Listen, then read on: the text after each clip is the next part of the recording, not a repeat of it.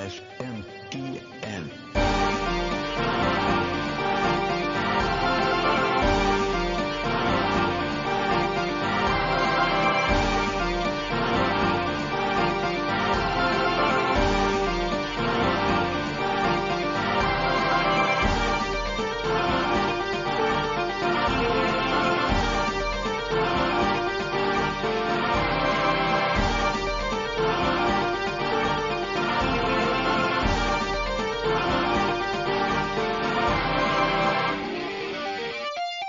How's it going, everybody, and welcome to Shin Megami Tensei Network Link 175.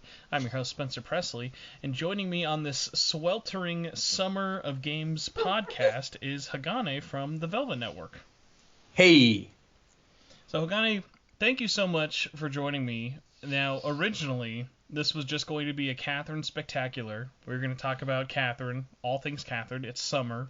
There's no news that ever happens in the summer. And then Atlus West decides to just drop a ton of... It's funny, I think for any other company, what Atlus West did wouldn't be that big.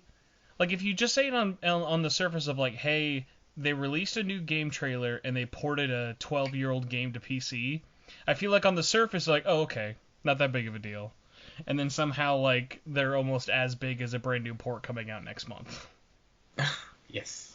But either way, as we were mentioning before the show got started, it's been a couple of months. Oh my god, just think of how long it's been. We've had 3 Atlus releases since the last time you were here, not even counting Golden this week. So how have you been, for anyone who has not been following you guys at the Velvet Network? How have you been? We were playing Persona 5 Royal in March. I live streamed the whole game until the third semester, and I've been following the news from Atlus from the last month. So I have to just ask, because I don't know how you feel personally. We're almost 3 months away from Royal having been out. How are you feeling looking back on Royal? Because, like, for me, I feel like Royal came out a year ago already, and it's really weird. It's like an old game. Everybody jumped on Persona 4 Golden. Everyone. I know, yeah. Like, as we're gonna get into later with all the PC port stuff, if you told me how the reception was going to be, I would assume there was actually going to be more negative press for Golden getting released, rather than, because we were all joking it was going to be Catherine Full Body coming at the same time, and now we're like at this weird point of, like, I feel like we've, like, it's that meme of like friendship with Persona 5 is over, Persona 4 is our new best friend again. And as someone who never really lost my nostalgia for Persona 4, it's kind of interesting, especially because I've really enjoyed watching all these people who've always wanted to play Golden finally play it for the first time, so that's been really weird. Mm-hmm. Like, all the people coming to Golden for the first time is what people were probably hoping was going to happen with Royal, but everyone who went to Royal was just like, it was more of a reunion party than a welcoming party. Especially with the new features and the new semester, I think that the new content wasn't that long to really worth the $60, in my opinion.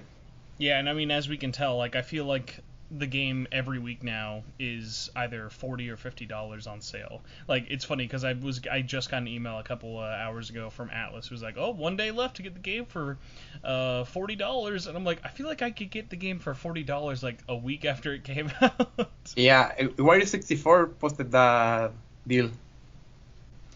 Oh my gosh. So, yeah, I mean, especially speaking of, like, the Persona 4 stuff, it'll be so interesting.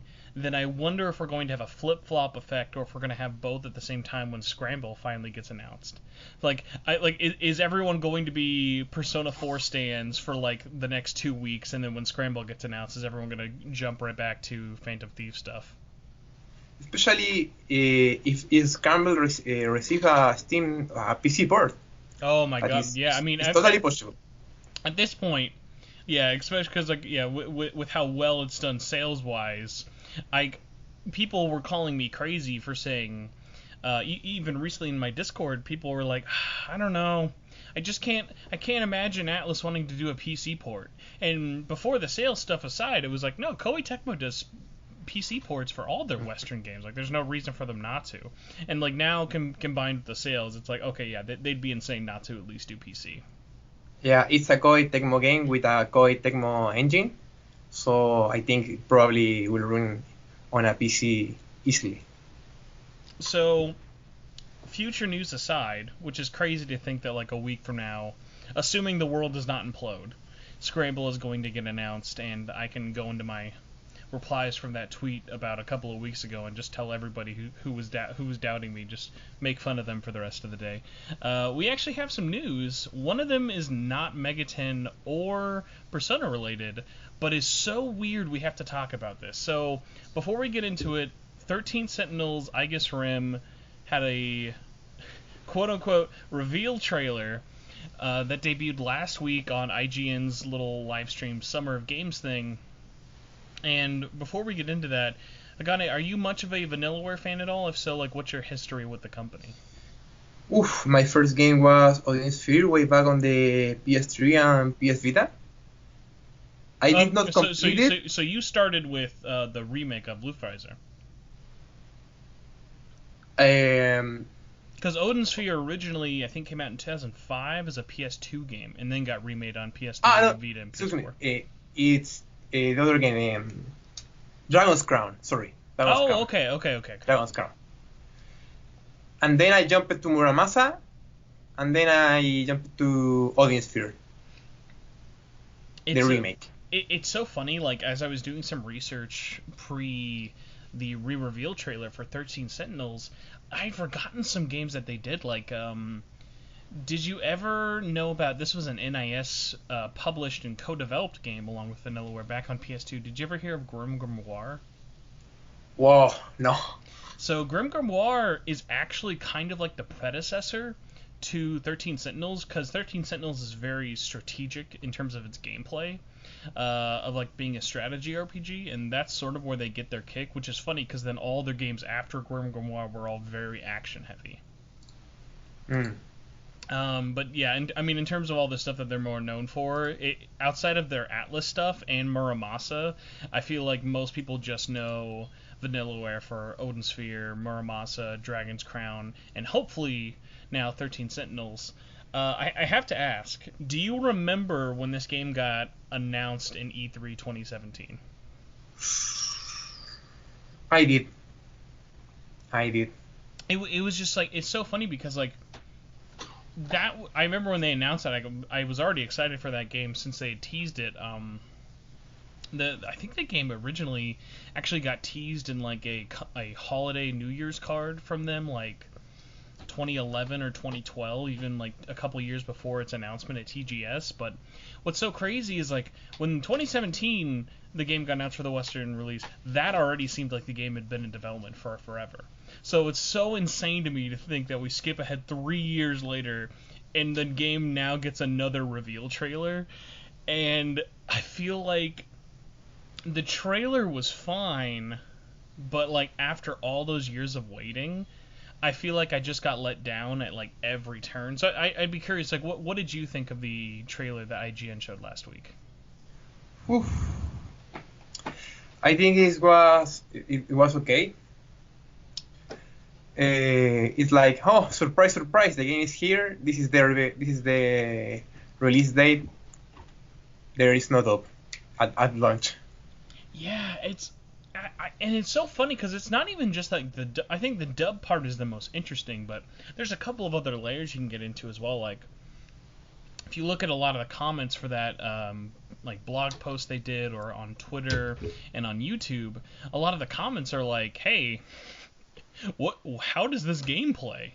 Like they showed nothing from Battle, which is really weird because like I kind of get it, because if you've seen the Battle system, it looks like you're playing like a RTS, and it's kind of weird. So it's like it's part tower defense, part adventure game, part strategy RPG, and it's like I'm sure it's kind of hard to make it look exciting in like a quick snappy trailer, especially because the Battle system, like they're not like crazy elaborate animations with all the robots. It's a lot of like miniatures on display and explosions. So and the art. That's all that they show in the trailer. yeah, and I mean, like, I get it because, like, you want to show those characters because, like, the whole game is about those 13 characters, but, like, there are just other little weird things. Like, I feel like they could have talked about, like, the time period because if you watch that trailer without any context, you wouldn't know that it takes place in 1985, which is very important. Like, it's time and place is very important to the actual story.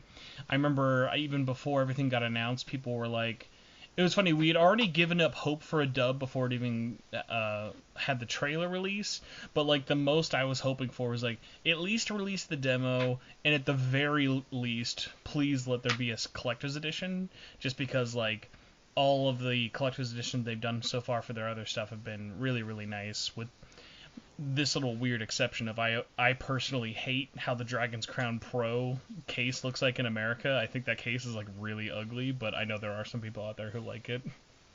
The steelbook? Yeah. Well, because it's like it's not a steelbook for one, and it's like the world's. It doesn't have a spine? No, it doesn't have a spine, and it's like the world's lumpiest metal case. Ugh. So yeah, that one was a little bit of a miss for it, but like I remember. The Odin Sphere one was really, really nice. On top of the fact that all of their little pre-order art books were a nice prize. And thankfully, this one does have a pre-order art book, but I at least thought that demo was a lock. The demo seemed so safe just because the game had been announced for so long. You have to hope it had been worked on, but now, yeah, as you were saying earlier, now that we know the game is coming out in less than 3 months, it comes out September 8th, 2020. Now that we know it comes out in less than 3 months and it comes out with no dub, I'm curious, how was your reaction to that when you saw that? Because I know I was almost like speechless. That is weird because Atlus West is usually targeting the Western audience, like in particular USA and UK. And for a product for a product of Atlus, I think most of the people want a dub. Me personally, I like playing with Japanese voices, but I think that much more people use the English voices. That's weird. Yeah, and like I'm in a weird sense as well of like, think about it like this. When you're playing, I'm assuming, did you play Royal with Japanese audio? Yep. So let's think about it like this. When you're reading the subtitles, that's not the subtitles for what they're saying in Japanese. That's the subtitles of what they're saying in English. And so my thing is like this, like, hold on. So are the subtitles then going to be what the English dub is going to be? Like, there are so many weird questions we don't know about. Like, obviously the dub has started. They've said that they've been working from home. The reason this dub isn't coming out at launch is because they've had a much slower production timeline because everyone's stuck at home and no recording studios are really open, so all the voice actors have to do everything remotely, which I understand. But it goes back to two major cases for me of like, one, you announced this game in the West 3 years ago and you're still not done with the voice acting for a game that came out in November of 2019. Seems really weird to me. Because I've seen the scope of the game. Like, it's a long game, but it's not like everything's voiced. There's a lot of just text only. So it kind of confirms my fear that this was a low priority for them, which is sad, but does confirm my my rumor of, yeah, they cared more about getting Sakura Wars out than they did probably this, sadly. But yeah, and other little things as well of like, I personally was really disappointed that Atlus didn't talk about it. Like, they didn't make a conversation with their fans. Because, like, how great would it have been if, let's say, a week or even a month ago before the trailer came out, they said, hey, guys, we're going to have more news for 13 Sentinels soon, but right now we have to decide, is the game going to come out with Japanese only and then get dubbed, patched in later, or do you want to just wait for when the dub's done? Because, like, I just don't get, like, what's the negative for asking the community that? Because I think overwhelmingly, from what I've seen online, people are like, I'd rather just wait. Like, yeah, even if you only want Japanese, think about it like this. If you never want that English dub, well, if you ever want to play that game again, you're going to have to download probably a 3 to 6 gigabyte update that's going to be all the English text. It's like Persona 5 for me. The Japanese audio is behind the PSN. Mm-hmm. Yeah, you're right. Yep. Wouldn't it be a lot better if it was just everything was on the disc and it was done? Because, like, we've waited so long for this game. Like, why not just wait a little bit longer? Yeah, for preservation's sake too. Because the PSN will not be up forever. Yeah, and the dub will be lost. And on top of that, like, let's say like this, the game comes out and we all play it. Realistically, I don't know, do you have any guess for when you think the dub might be out? My guess is, like, at the soonest, it'll be up by the end of the year, so maybe a December patch. But, like, wow. But it's weird, because think about it like this. If it's within a month of launch, they're going to look dumb. Like, if you were that close to getting it done, why did you not just wait? Like, they kind of have to make it wait a while for it to make sense, you know? It's like that thing of when the game has, like, a really big day one update, and, like, if it has crucial stuff for it, it's like, well, why didn't you just wait and make the game with the day one update? If Persona 5 Scramble has not up, I don't see it success in the West. Like Persona 5. It's and another tough thing is this. Let's say we beat the game before the dub's up. Are you going to replay this game just to hear all the English audio? Probably not. Yeah, it's like we'll look it up for clips and stuff. Like, we'll see what it's like, but it just seems sort of odd of, like, for a long story, like, filled game like this, I don't get it. But what's really odd is, actually, did you know that recently we have an example of a game that launched with Japanese only and just got an English dub patched into it? Are you much of a My Hero Academia fan? Oh, the second game was, they released the dub last week. Which is crazy, because guess what? They didn't even tell anyone they were going to dub it. Like, apparently it was like a stay-at-home project for the team, and they were like, hey, let's just do it. Like, that wasn't ever really planned, and all of it was recorded at home. And, like, I think for a fighting game like that, like, yes, there's a story mode, but, like, for something that's like a fun anime fighter, I think that's perfect. Especially, like, imagine if, like, a Dragon Ball game did something similar, at least to make it a little more accurate for, like, something I know a little bit better.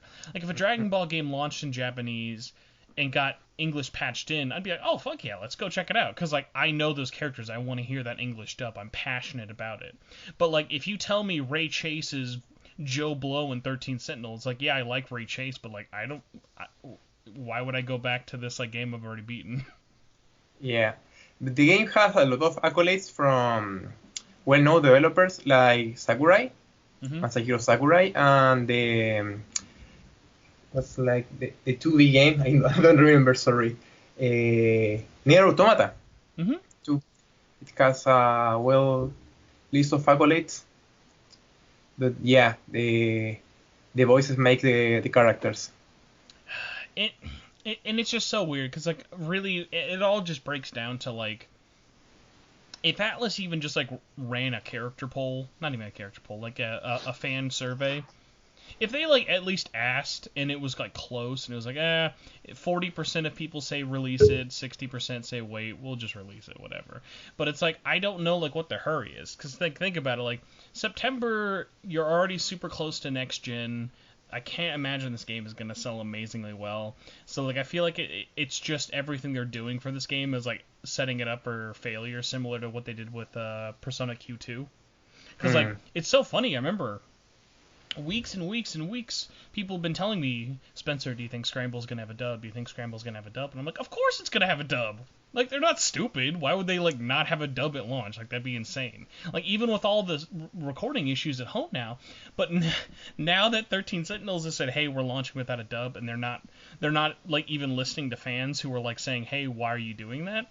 Now people are worried even more that Scramble's not going to have a dub. So, like, how would you feel? Scramble gets announced next week, and they're like, hey, the game comes out late September, but no dub till 2021. That will be a cheestorm from Atlus. It's... Now, the only saving grace I know is that I know voiceover recording was happening pre-coronavirus for Scramble. And I can't imagine things got that slowed down and crazy. And I mean, if you're Atlus, like, this isn't even like a dig against them. If you have to choose between, like, do you want to record? No, you're good. Like if you had to choose, do I want to record audio for the new Persona game or a game called 13 Sentinels? Like, you're gonna prioritize the Persona spinoff. Yeah. So. The milking cow. Yeah. So hopefully that's the case, because I think there's going to be a much larger and much more angry group of fans next week if that gets announced. And it just sucks too, because it would be such a shame to see another Persona game get dinged in terms of fans checking it out. Because, like, when if that patch comes out, even if it's like a month after release, like November or December, it's already going to be too late. Like, people are going to be checking out next gen. No one's going to be like, holy crap, look, Robbie Damon's now Gore. Yeah, even if they put Yuri Lowenthal and Sander Mouse and all those voice actors, I don't think that people will be interested. Yeah, so unfortunately, we're kind of just left in speculation town, but it's so weird. Like, a week ago, I was so excited for 13 Sentinels news, and I'm like, man, this is great. They can't do anything really to ruin it. And like now, the only saving grace I have is like, oh, at least it comes out soon, I guess. Like, Atlus. I know, it's just so frustrating, especially because, like, as soon as it was done, I immediately was like asking their like PR people. I was like, where's the demo? Why is the dub, when is the dub happening? Like, the game can't be coming out in less than 3 months and you have no idea when the dub's coming out. Like, they have to have an idea of when. They just don't want to say They released the Sakura Wars demo in the West? No, they never even did that. Like, Sakura Wars not getting a demo, I would honestly chalk up to the fact that demo probably turns off people more than sells them on it. Just because I know that combat system's not for everybody. Like, even me personally, I played the Japanese demo and I was like, it's okay. Yeah. But the prologue for 13 Sentinels is literally just the beginning of the game. So it's like, it's a very good, like, kind of idea. The only negative against that demo is it's very long and your progress doesn't transfer over.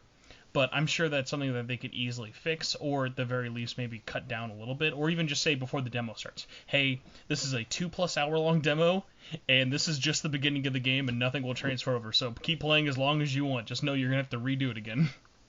Yeah. Do you want to do it? No. See, that was the really funny part when that demo released last year in Japan, because it was a paid demo on top of the fact that it didn't transfer over. So people were like double pissed about it. Yeah, I saw that in Miami last year. All right, so Vanillaware complaining aside, and Scramble, I feel like I would want to talk about the Scramble thing a little bit more, but like we're so close to it getting announced, I'm just kind of at the point of like, listen, I'm just going to play The Last of Us 2 for a week, and then Scramble's going to get announced so I can pee my pants. I need to finish The Last of Us 1. How far are you in the first one? Oof. I don't remember. I need to replay it from scratch. See, the nice thing about the first one is it's not too long. And assuming you're not like me and play on like the hardest difficulty level, you can probably beat it in like 2 days. Like if you like Did you plat it? Oh, no. The Last of Us has one of the worst trophy lists ever. And not because it's a bad game, it's just very grindy. Like, it has 2 multiplayer trophies that each take about 30 to 40 hours to complete each. And, like, I love the multiplayer in The Last of Us, but it's like, oh my god. Like, listen, I just wanted to go through and experience the story again. I'm like, okay. Like, I'm not gonna do it. Like, I think when I beat The Last of Us for the first time on normal, I had, like, 2 trophies unlocked. And I was like, oh my god. Wow. Yeah, thankfully the trophy list in the second one is a lot easier because there's obviously no multiplayer at launch and there are no difficulty trophies. Looking for that. So, our second bit of news, as I already kind of forgot what it was, speaking of things that used to have trophies but now have achievements, Persona 4 Golden, I think it's safe to say, would you say it's safe to say nobody was surprised that Golden came to PC last week? Yeah, because the leaks. And it was so funny because it almost mimics all the stuff I've kind of joked about with Scramble of people were data mining Steam database and they saw a store listing for Persona 4 Golden. Obviously, store databases aren't always the tell-all sign for it, but it was a absolute guarantee a week ago when the Denuvo had a page for Persona 4 Golden. And I loved when that page was up how there were still people who were like, nah, can't be real. It's not gonna happen. The page was in Spanish. Really? Really, it was. By the way, 13 Sentinels is in Spanish now with Spanish subtitles. Oh yeah, that is at least one of the nice saving graces of it. It'll have no dub, but it'll at least have English, French, Italian, German, Spanish. Yep. But yeah, so Persona 4 Golden came out on PC. Thankfully, it actually went live before it got announced on the PC Gaming Show, so no one actually had to watch the PC Gaming Show. I tried watching the PC Gaming Show, and God bless them, they try every year, but that might be one of the most boring showcases ever. Like, it was like less than 2 hours, but it felt like it was 9 hours long. Did you watch any of it?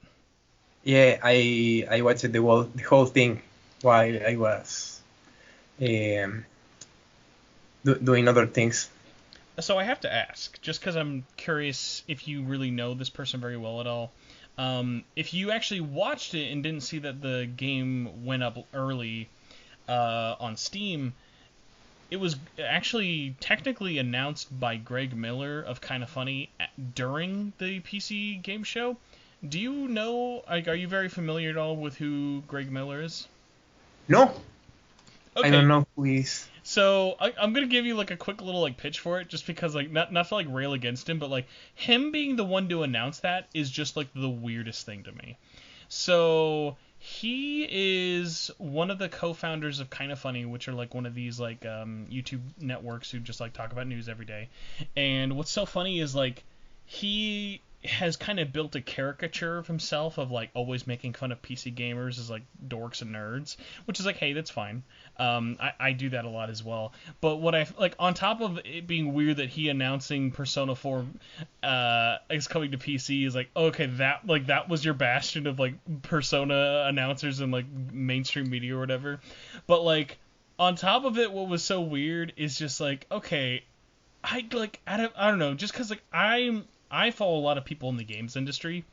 I feel like there are like dozens of other people, probably not as popular as Greg Miller, but like clearly like it didn't need to be announced by him. It was just kind of odd to like, it was like, oh god, I don't know. It was like one of those things of like back when you'd see at E3 like Joel McHale or like a kind of celebrity talking about a game they don't really care about. And it's like, yes, I know like Greg plays Persona, but it's just one of those things of like he very casually is kind of a fan of the series. Like I think he reviewed 3. I never read his review. I can only imagine what that review is probably like, but like started 5 multiple times, never finished 5. Like I'm one to talk, but it was just one of those funny things of like he's kind of like a good example of the people in the media who are like, I love Persona. It's like, what have you played? I played 3 and 4.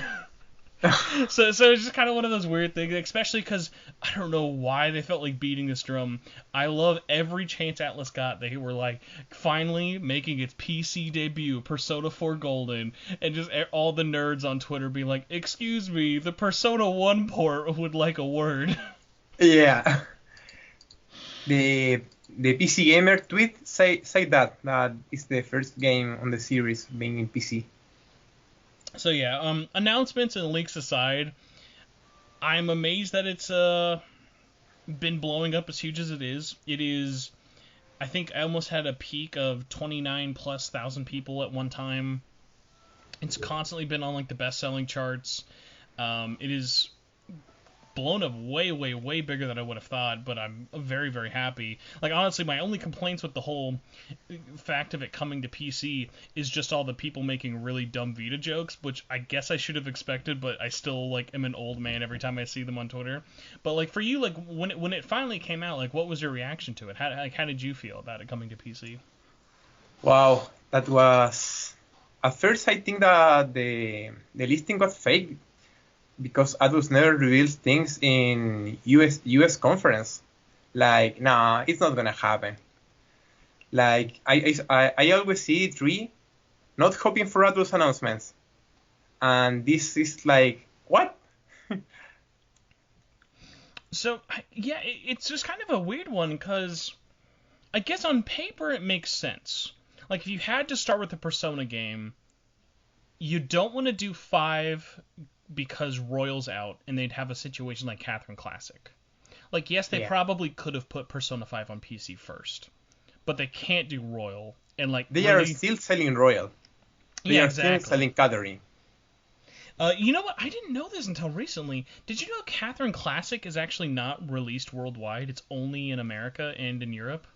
Yeah, is regional lock. Which is just so weird to me, but apparently it's only because no one in Japan had anything to do with it, so they're like, we don't want to put it over. So, yeah, it was developed by the Eccentric Ape. Yeah, who ported it, and I guess depending on who you ask, I guess the port I've heard ranges from really, really good to, like, uses a lot of, like, weird third-party tech stuff, but, like, for what it's trying to do, it's a fine port. But yeah, what's so odd is, like, as soon as Golden came out, my first question was, okay, who ported it? Because no matter what anyone says, like, because, like, if you are just looking on, like, if you're just looking at, like, on the surface, Atlus is just gonna say, oh, we did it. Like, we did it. Like, they did the same thing with Catherine. It was like, no, you didn't. like it's the same with their Yakuza games. It's like, yeah, okay, yeah, listen, like, you didn't port your stuff. Just because, like, they're not known for, like, doing that with their games, and, like, they just don't have the infrastructure for it. So what's so funny is, I'm trying to get it right over here. For this one, the project was led by P Studio in Japan for Golden, but if you actually look at the porting house, it was all outsourced to Pre-App Partners, who pretty much have history of making VTubers and a mobile game. Like, that's all they have listed on their website. It's really funny. But, I mean, for the most part, everything I've heard, like, the port's fine, with the exception of, like, some weird stuff with the pre-rendered animated cutscenes. But yeah, it's so funny, though, because, like, you could tell that, like, Japan backed this big time. They changed their Twitter icon. They were promoting it very, very largely. Like, they had people coming out and being like, hey, guys, look. And I will say, they at least did the timing perfectly, because technically, when it came out in Japan, it was the 14th, and it was the 13th for everywhere else in the world. It was the 8th year anniversary of Persona 4 Golden. So, like, timing-wise, it was, like, flawless. They nailed everything at, like, exactly how they had to. Outside of the leak, like, I don't think there's anything I really could have said that they should have done better. But they reactivated the Persona 4 Golden animation Twitter too. That was the weird one. When I saw the animation Twitter was even promoting it, I was like, damn, they opened up everything. That was weird. But I think that this move is made by the fellas in Europe. Oh yeah, 100%. Like 100%. Like, I think because Japan knows how, like, special Persona is as a franchise, that's probably why they felt the need to have P Studio actually oversee this. Like, P Studio really, like, they can say that they had directors and project managers working on it. They were basically, like, overseeing everything without actually having to, like, put their fingers in everything. But yeah, this was definitely like a Western initiative, just like Catherine, but I think in Japan they're less, like, they don't hold Catherine as in high of a light as Persona, just because there's such a greater history. Yeah, and I don't know if Japan has a larger base of PC gamers. Probably not. It is bigger, because as someone who's followed in the Vita space, honestly, getting Vita exclusives ported to PC is not that odd.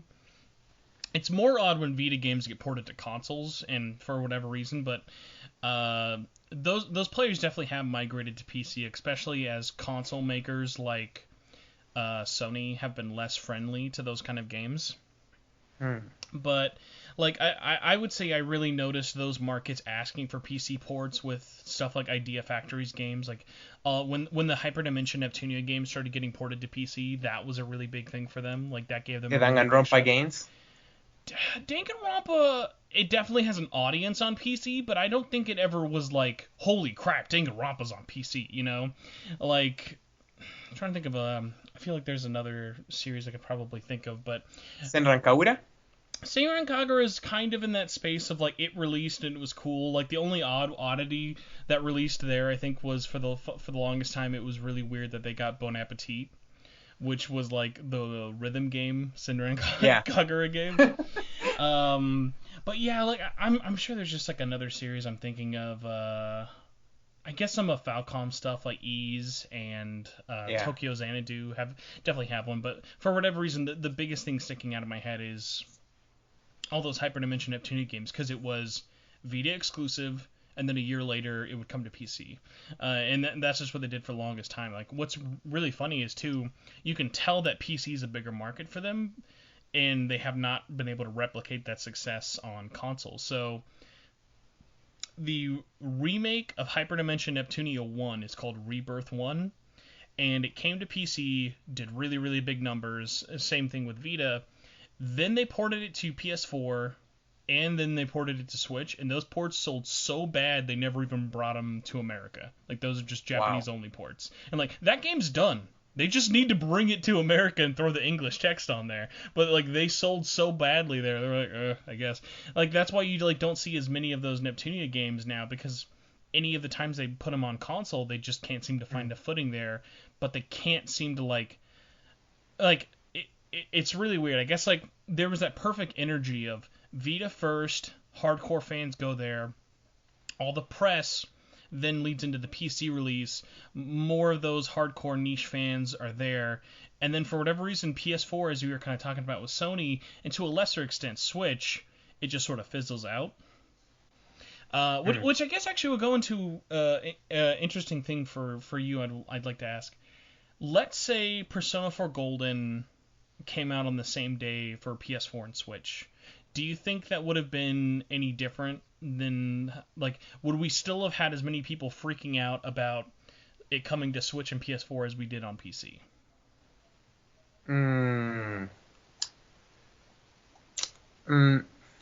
Probably because the Switch people, they are super loud.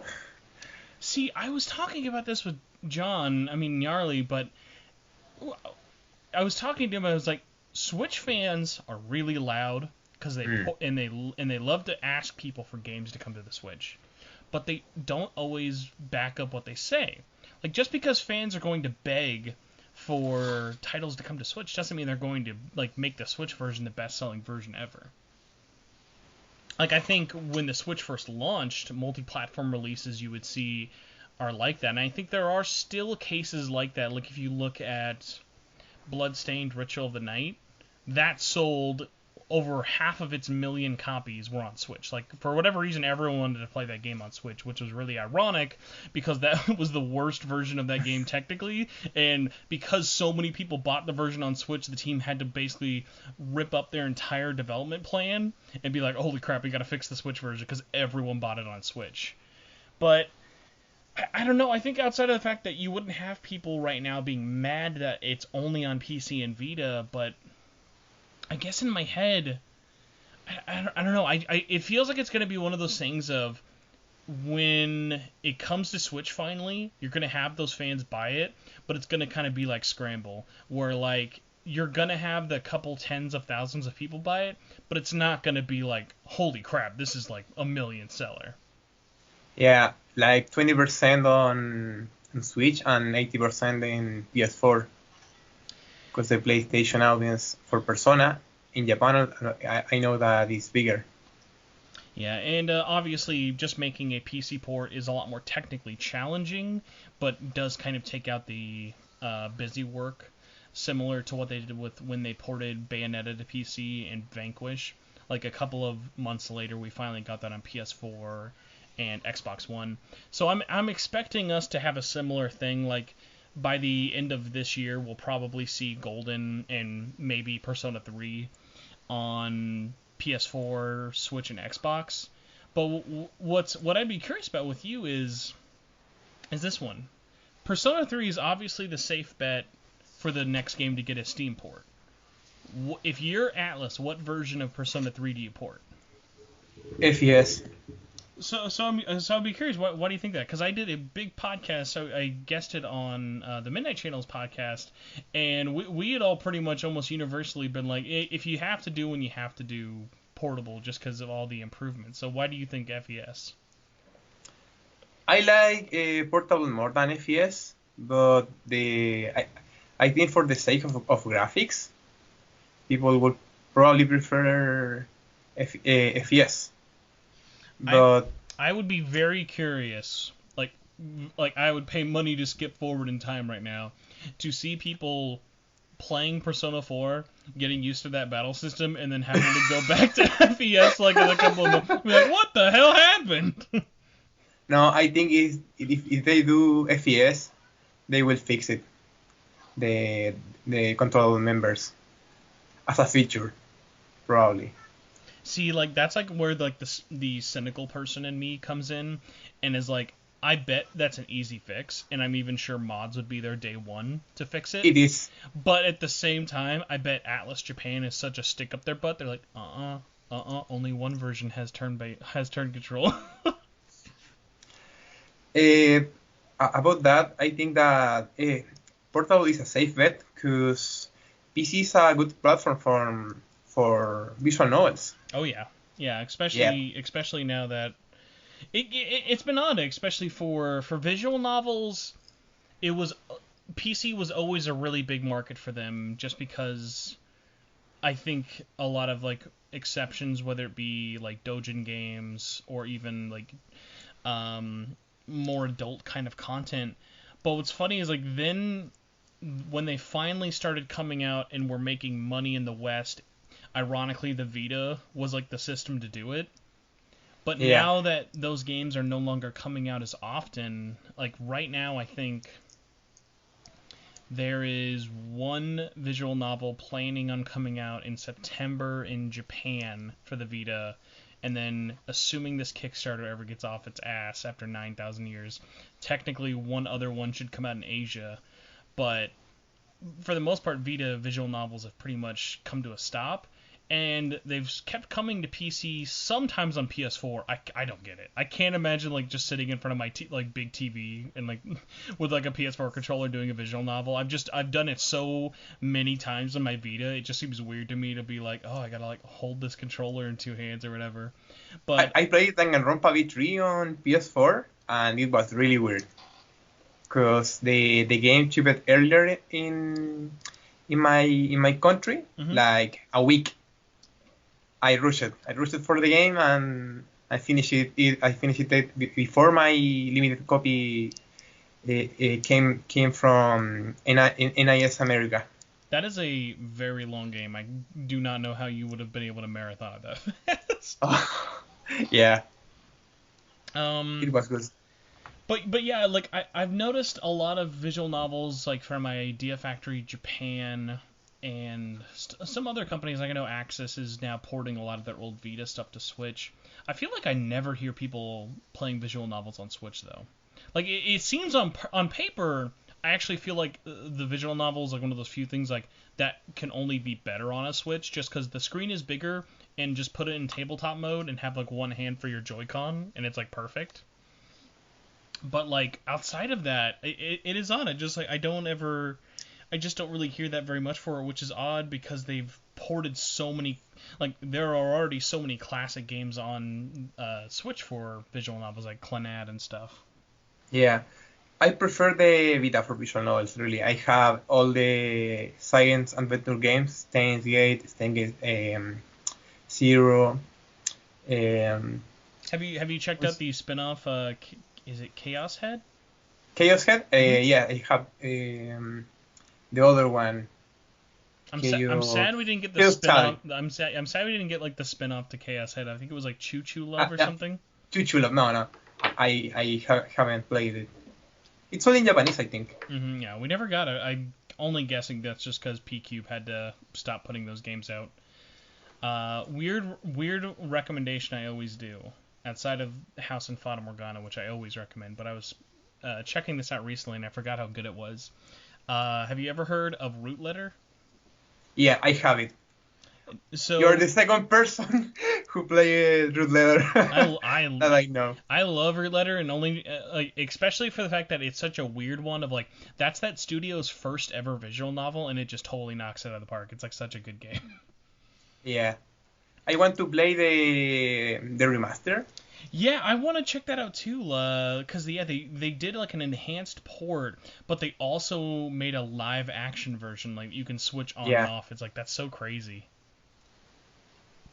Like Shibuya Scramble. Yeah, that's another one that's like it's only on PC and PS4, so like and really, PS4. yeah, play that wherever you can. But that's an awesome one. Kevin, oh my god, I'm gonna forget his name.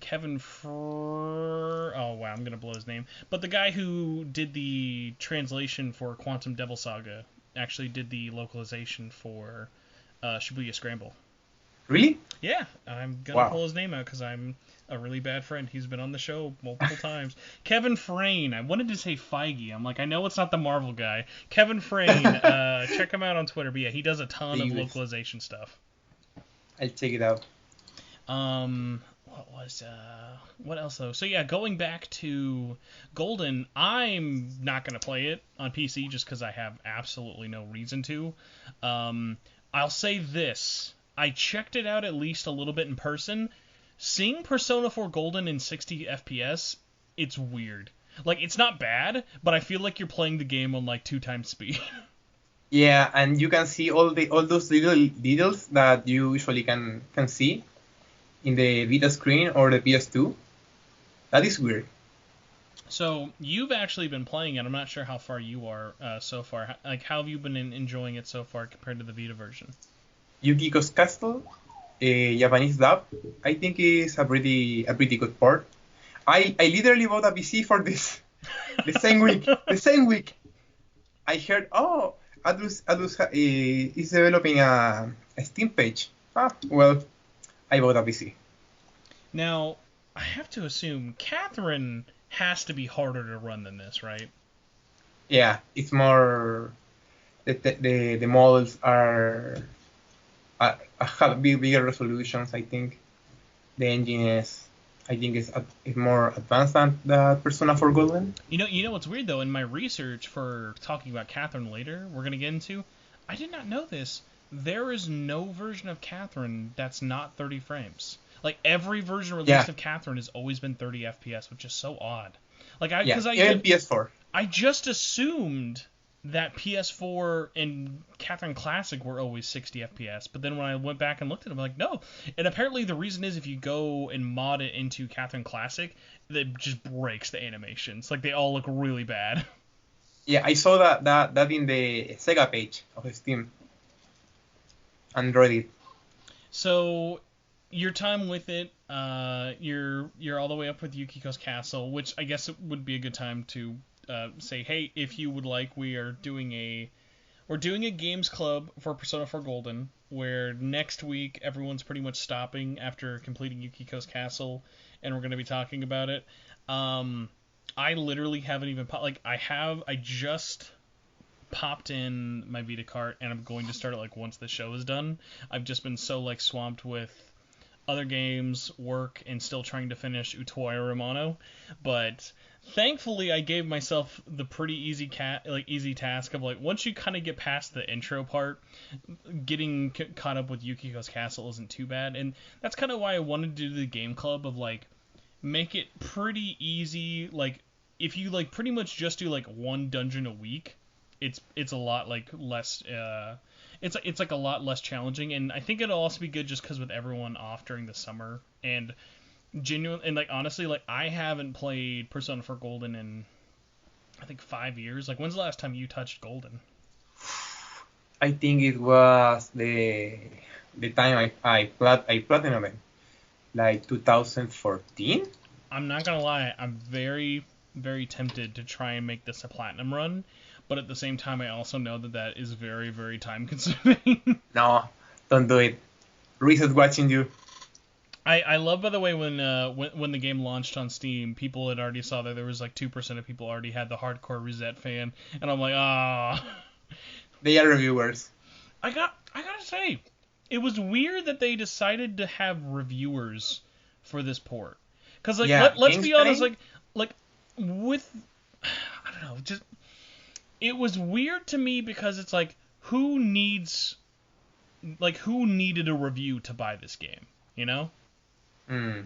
Like, unless it was broken, which everyone would have found out shortly after buying it, like, I just don't, I can't imagine any scenario where someone's going to come up to you or me and go, oh, dude, I wasn't going to buy Golden, but then I saw Game Explain's review, and I was like, I gotta have it now.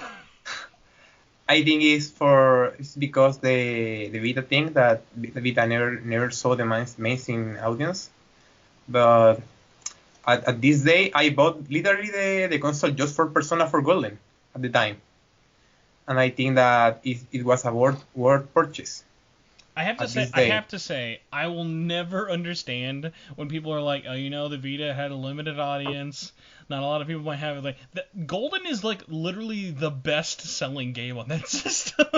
Like, it's probably it's probably within top 5. Like, I know number 1 last time I checked was Minecraft, which is not that surprising. Like, Minecraft like destroyed in Japan, but like literally Yeah. like. There are more physical copies of Persona 4 Golden than probably any other Vita game on the market. Which I'll at least say this. I've already noticed that physical copies of Golden are going back down in price now that there's a PC port. So thank God for this PC port. At least makes copies a little bit cheaper. At least. Well, If the game comes to PS4, I hope that they will release again the Solid Golden Edition or something like that from Switch and PS4. I'm Please. in this weird case of like I bet they're gonna do it, but I wonder. I could see why they wouldn't, but at the same time, like it's just like so far every Persona game has been released physically except one. Do you know which one I'm talking about? In the West? Worldwide. There is one Persona Worldwide. game that has not had a physical release, and it is a recently-ish released Persona game on modern systems. Persona 4 Dancing All Night on the PS4. Correct. It's the only one that's digital only, and it's like, look, that one like kind of makes me frustrated, especially because I still think it's like the best dancing game out of all 3. So it's like Those games are going to be in Steam, probably. oh yeah, like 100%. Like those are like such slam dunks for Steam ports, but it's just one of those weird ones of like, man, I hope they do something that like maybe if they do like a double pack, because like I feel like selling Persona 3 and 4, I feel like you can't put that on a store shelves for like $40. Like yes, it's a great deal, but like I'm just thinking in terms of like them trying to sell it, I'm like, I can't really imagine it, and I don't think they'd want to just sell it for like $20 clearance on its own. Like it's not like it's a Capcom game. Like it doesn't have the gravitas of like a Resident Evil 4. Like no one's going to like Joe Schmo's not going to walk into Walmart, see Persona 4 for $20 and be like, "Oh yeah, let's get this." Like, even though it's $20 and it's like one of the best games of all time, but like let's say you do 4 and on the disc as well is Dancing All Night, then we can finally have it physically and be like, okay, is this the weirdest combination of 2 games that are technically sequels to one another? Yes, but does it matter? No.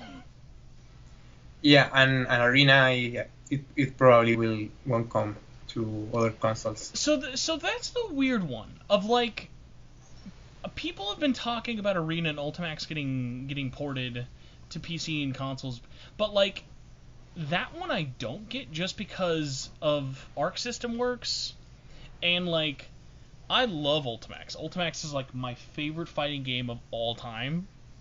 I just don't understand why now.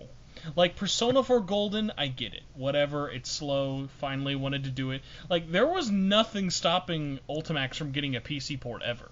Like Arc System Works has been putting their games on PC forever, ever, and it's like I feel like there's no way you're going to see a resurgence in Ultimax just by bringing it to other platforms now. Yeah. Because you remember Ultimax came out after the PS3 was already after the PS4 was already out. It came out in 2014. 2014. Yeah. So like even when Persona 4 Ultimax came out, people were already like, why isn't this on PS4? And they are promoting cross-tag battle still. I guess that's one way of putting it out. I thought it was kind of funny. It was like, game's 2 years old. Good news, guys. We sold 400,000 copies. And I'm like, I feel like that's not a good number.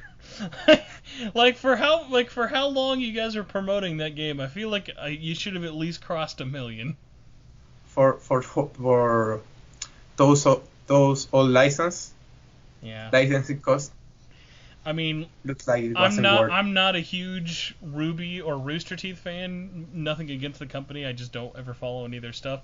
I'm gonna be honest. I can't imagine Ruby was that expensive to license. Like I'm willing to bet that one character from Senran Kagura was more expensive than all the characters from Ruby. It was Yumi, right? Yeah. Yumi. Oh my god! But yeah, it's like, hey, if Ruby was the reason you wanted to buy Cross Tag Battle, good for you, I guess. So yeah, Golden is just one of those things of like it's funny. It's like it's a big deal, but at the same time, it's like we already kind of knew it. It's not that surprising. Its success is great, but at the same time, it's like, well, yeah, it's like one of the best games like of all time. Like, why would it not be getting universal praise? Because think about it like this: it's releasing, like at least if you're a PC game, like there's not a lot of other PC competition right now. Its release timing was perfect. They couldn't have really asked for more. All the fans are eating it up. Like, the only negative press they seem to have gotten from this is everyone just mad it's not on more systems, which is what you want to have. Because, like, even let's say this. Even if they could have had the Switch and PS4 ports ready now, guess what? If they just release it 3 months from now, then they can get people to triple dip. Release it first on Vita. I will triple dip that. Yeah, exactly. Like, I mean, I won't, but, like, there's so many people who are going to be like, oh, God, I wish it was on Switch. All right, I'll buy it on PC. 3 months later, it comes out on Switch. All right, time to buy it on Switch now. I'm not gonna enjoy the scrambled month. My wallet one. Yeah, my dream still is that Scramble's gonna come out on like every system ever at launch. Which, like, God, I know the chance of that is very, very Xbox low. But Series X. I mean, let's be real. If it comes out on Series X, that would be like the best looking version of that game on a console. With a smart delivery. Yeah, exactly. If Yakuza can get Series X love, there's no reason Scramble can't. Yeah. Did you notice that the Persona 4 Golden port has PS4 mapping on the buttons? On Nintendo Switch? Yeah, but technically that's actually a requirement by Steam. Really? Steam actually mandates if you're a new game with controller support, you have to have button mapping for PC, Xbox, and Switch. Oh, I didn't know that. Yeah, if you go into Steam Controller, when you hook up a Pro Controller or whatnot to your PC through Steam, it recognizes it natively. Like, that's part of its OS. Wow. I'm new to the PC gaming master race. It's funny, like, I know a lot about PC gaming, but, like, my knowledge is almost what keeps me away from it. I'm like, I'm good. I don't need to worry about my drivers. I'm good. I'll just do it for podcasts. I prefer the consoles. Uh-huh. Yeah. I love my Vita. But yeah, so, Golden, congratulations. You're 8 years old, and, I'm glad to see one of my favorite games of all time just constantly being all over Twitter. I don't know if I've ever asked you this. I guess how much would you say you really have for nostalgia in terms of the cast of Persona 4 Hagane? I really liked the game as a whole. I didn't like Mary as addition. I played Persona 4 before Golden came out. Like I played Persona 4 in 2011, and then I saw the anime, and then I played Persona 4 Golden. Persona 4 Golden as a game, I think it's like an Atlus, it's a classic Atlus remastered port. It's good, but I think that I don't know. Mari doesn't feel very well in the plot. She is I like the she is cast. far from a Maruki or even a Kasumi. Yeah, far from it. I like the characters, the social links. The Dojima family is one of my favorite social links in the whole franchise. But I think that Persona 4 is like this balance in terms of the how interesting is the whole Inaba versus the dungeons that are pretty lackluster. Yeah. I mean, it definitely shows its age when you get to like those aspects of it, even after comparing it to Persona 3. So Yeah, before we move they on, developed Persona 5 with that on mind. oh, it's very true. You ready for two very hard questions before we move on to Catherine? Yeah. All right, number one, what is your favorite song from Persona 4 Golden? Oof. I think it's Heaven, definitely. Okay. And then the real hardest question, who is your favorite character from the whole cast? Mm.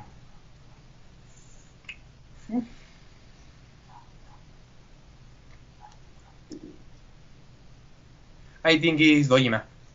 Oh, Dojima, really? Yes, Dojima. Okay. Yes. Yeah, I love Hero fans.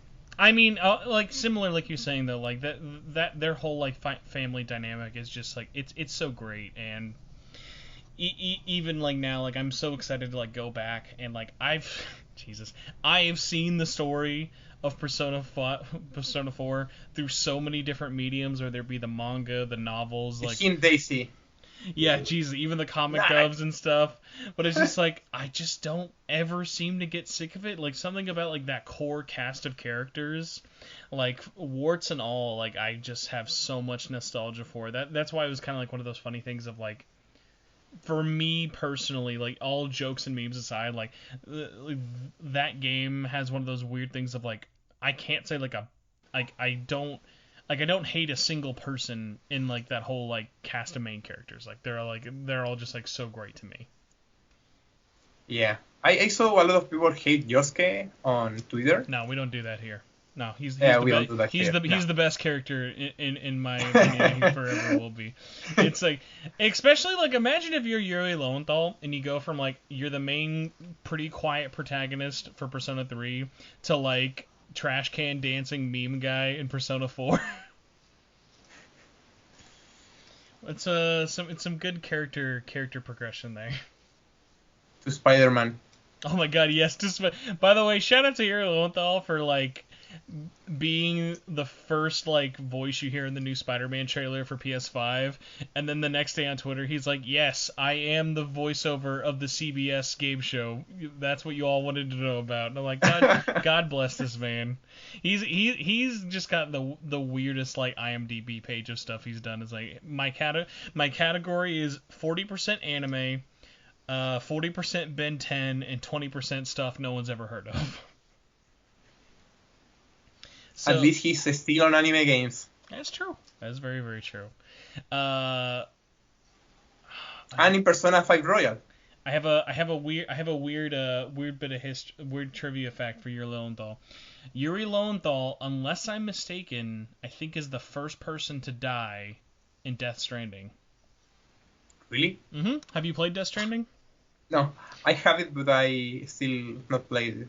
That hurts my soul so much. That's like one of my favorite games, but that game is just gonna age like a fine wine. Really? Oh, but yeah, I would love to experience that game for the first time now, especially with how much people are staying inside. Like, that game is more prevalent than ever. Wow. I'll check it out. So speaking of games that age like a fine wine, the two of us have been... We imported a nice wine of ourselves from Japan. We got our hands, because we're very sneaky, and we know how the dark web works. We got our hands on the demo for Catherine Full Body for Nintendo Switch, which I hate that that's the full title. Like if you look at the spine, it says Catherine Full Body for Nintendo Switch. It's like that was it. Sounds like a Smash Brothers. Yeah, that was it. For Nintendo 3DS and for Nintendo Wii U. 3DS and Wii U. It's like, great guys, yeah. It was just like, hey, we need a worse name than Dragon Quest XI-S Definitive Edition. So, I guess we've already kind of talked about the last time you were on the podcast. Both of us here are very, very big Catherine fans, but I'm just dying to know, what was your takeaway from playing this demo? Now, and before anyone's curious, if anyone here has not checked it out, the demo is the exact same as every other demo for Catherine Full Body, with the exception of they got rid of the little live action trailer at the end. Did you notice that? Like, where in the Japanese demo, it shows like a clip of people being asked like the true love. Yeah, like the true love questions. So they got rid of that, which I thought was kind of odd. But besides that, I would love, like, what were your takeaways after playing it on Switch? It's the port we want. It's the port we deserve it. We don't want.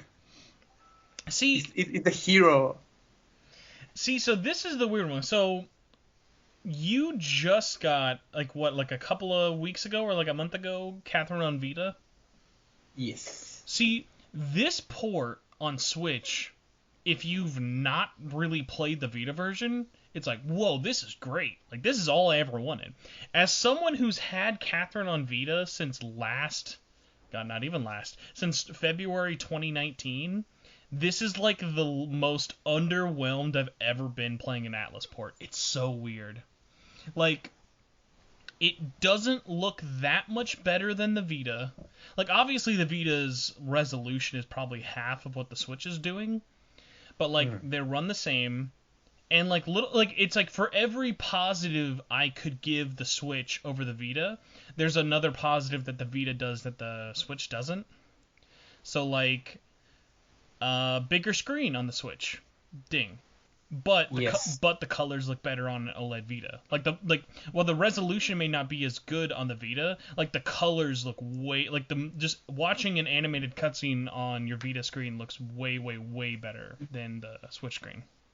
That Chinese plastic screen versus the chat OLED screen of the Vita, it's I took a photo before the podcast just for that purpose. Yeah. Comparing the two screens, and it's like day and night. It's so odd. And like other things, it's like I'm trying to think for it. Comes with all the DLC plus a couple extra voices. Cool. Online is free for Vita, though. Also, let's be real, barely anyone plays Catherine Online, but either way. Yeah. No one should have to pay for Catherine Online is the moral of the story. I had problems with the connection. I never got a online partner. Never. I could get it every now and then, but it's kind of like with most fighting games of like it's either really, really good or really, really bad. And there is a lot of lag when I catch it up. Mm-hmm. So weird little things. Did you run into any slowdown when playing the Switch version? No, I didn't. So I found this weird little bug of if you put the game into rest mode while you're doing a puzzle section. Say you put it into rest mode, set it down for 10 to 15 seconds, and you pick it back up. The game, I think, like, gets cut down to like 10, 15 frames. It like almost loses like half of its speed. It's like really, really weird. Like it's like the game starts playing and then it's like, oh god, hold on, I gotta load. Okay, now good. And then another weird one I realize is if you hang around on stages long enough, stages with fog, like sometimes when you're climbing the towers there will be like I fog saw and that. stuff. Fog will slow it down. Which is weird. We saw the fog slowdowns on the... Which, by the way, Catherine, the higher you climb up in the story, the stages get crazier. Which makes me then think, oh my god, like imagine Ren's final level on the Switch. I'm like, oh god, like that's gonna be really bad. The slowdowns. Which is crazy. The Vita port? is No, flawless in that regard. the Vita port never lost its frames when I was playing it. It was like always great. Like if it was like even a little bit, you never noticed it, which was so crazy because like for the longest time the way it worked is I played full body first on my imported Vita copy.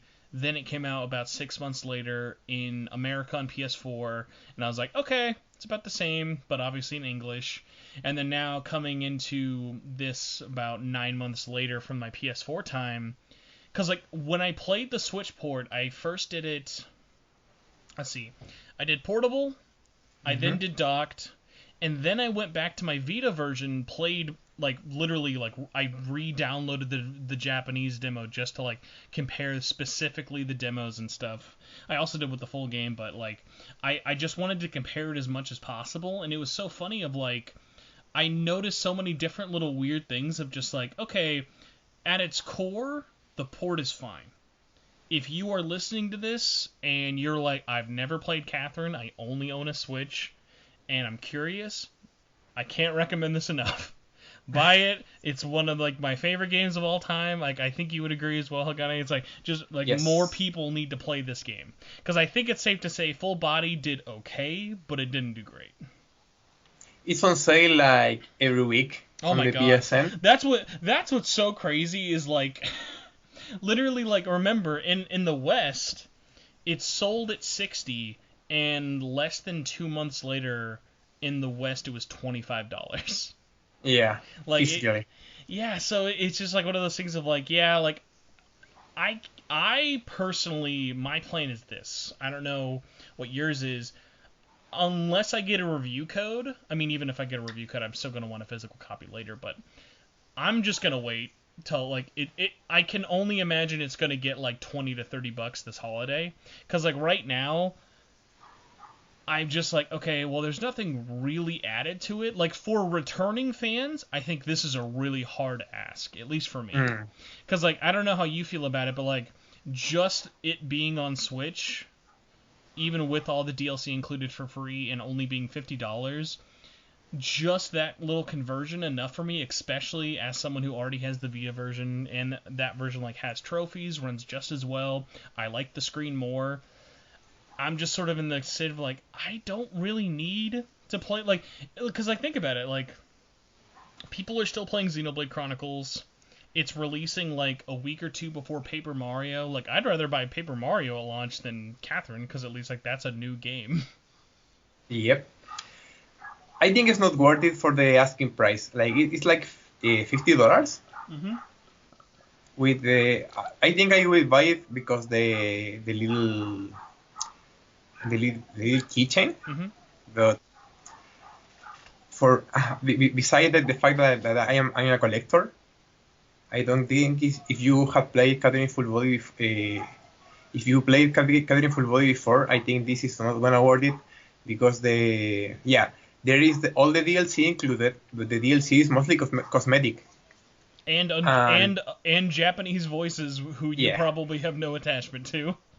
if you don't play with Japanese voices or you are a big fan of the anime seiyus, I don't think that you will care for the ideal voices.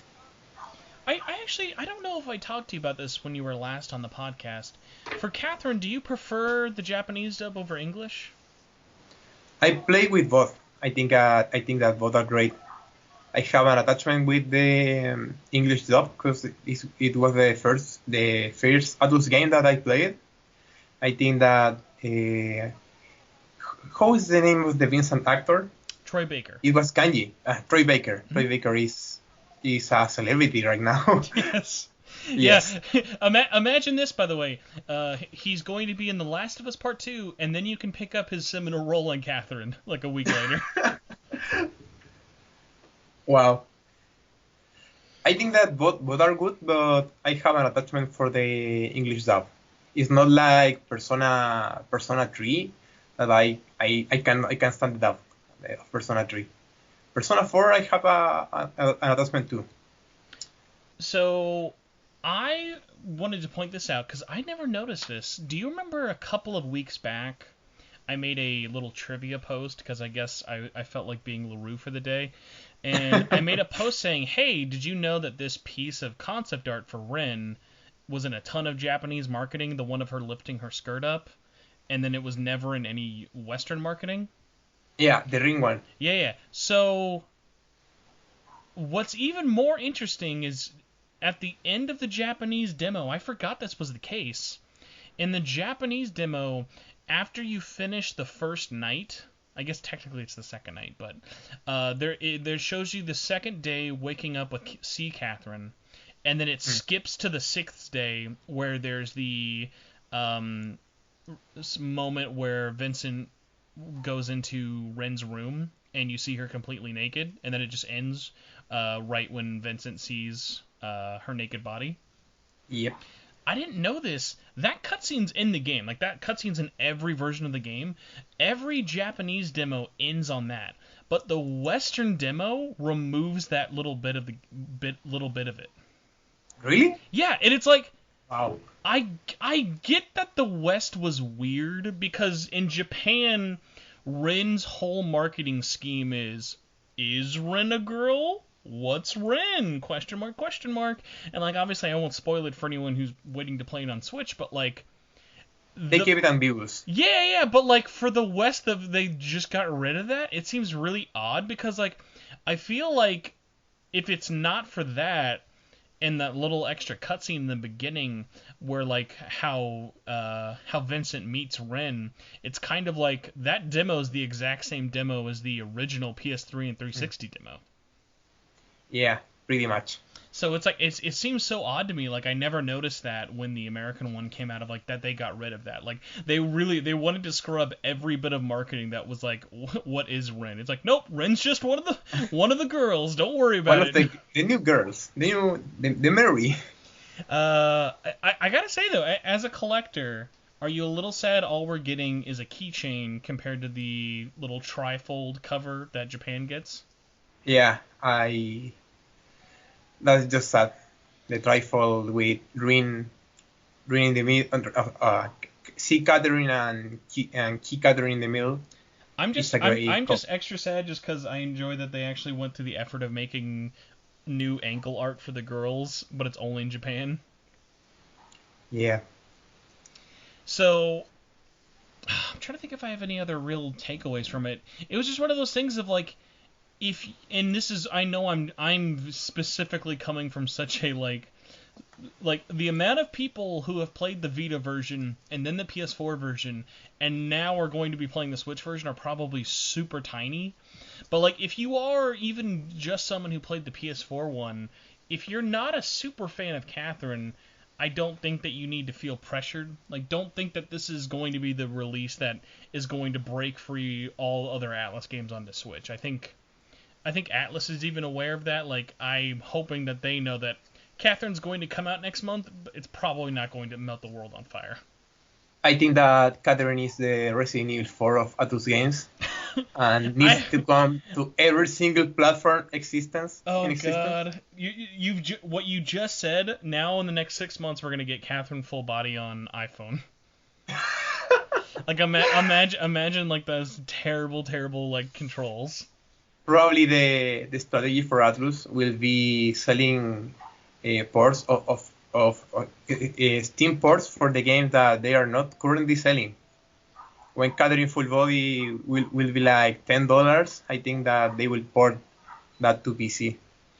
I have to say this though, the more I play Catherine and the older I get, I don't really find myself finding a lot of complaints or issues with the game. The one thing that every time I play it, the older I get, the more I wish. I'm like, guys, you can't keep releasing this game and still just give Vincent a flip phone. There's no date. Just give him a smartphone. It's like, every time he pulls it out, I'm like, why is this man using a flip phone? They won't do it. I just, like, it's weird because, like, literally, besides changing the animation for what he pulls out of his hand, it's like, it would make like all the menus could stay the same. Like you don't need to change anything Yeah. else. It's just like that's like the one remnant of like, yep, this was a game that was made 10 years And ago. the anime cutscenes? Well, I feel like he doesn't even use it in the cutscenes outside of like maybe the beginning. I'll have to look though, just because God, I think Catherine Full Body in the original Catherine has some of the best 2D animation Atlus has ever done, and some of the worst. It's really funny. Catherine is like a little good experiment for Atlus at the time. And we like Persona games that usually are on par with the reality of the society at the time, like Persona 3 on 2006, I think. It's 2006? Yeah, for Japan. And Persona 4 for 2011, the year of, and Persona 5 for 2016. The characters in Persona 5 are using actually smartphones. I bet you that they changed that late into development. I bet you for the longest Really? time. I bet you somewhere on a hard drive in Japan there's a version of Joker with a flip phone. Vincent with a mask. Oh my god, basically. I had Asset flips. I don't know why. I The think company. I think it's because there's like so many dumb memes of like stuff like Femboy Hooters or like Tomboy Outback Steakhouse or whatever. I had like this weird thought in my head that for whatever reason popped up, and I was like, you know what? If you kind of think about it, like a really terrible way to describe Joker is like, imagine someone made a effeminate version of Vincent. That's basically like Vincent is a manlier looking version of Joker basically, and then they put glasses on him. Version. Because like I can't imagine cross-dressing Vincent working at all, but cross-dressing Joker, it's like, yep, put him in heels, he's good. Oh man. So that's about it for me in terms of Catherine on Switch impressions. Like, do you have any other kind of takeaways or things you want to share with everybody? I think that if you haven't played Catherine, do it now.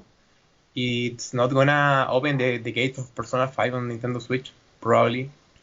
If Persona 5 on Nintendo Switch is gonna happen, probably it's happening right now on the Atlus HQ.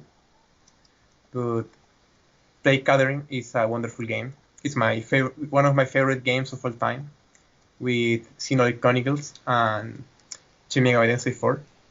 I just hope that those games, Shin Megami Tensei 4, someday gets ported to another platform. I'll tell you this, I will be much more excited for the day SMT4 gets ported to anything than the day Catherine gets ported again.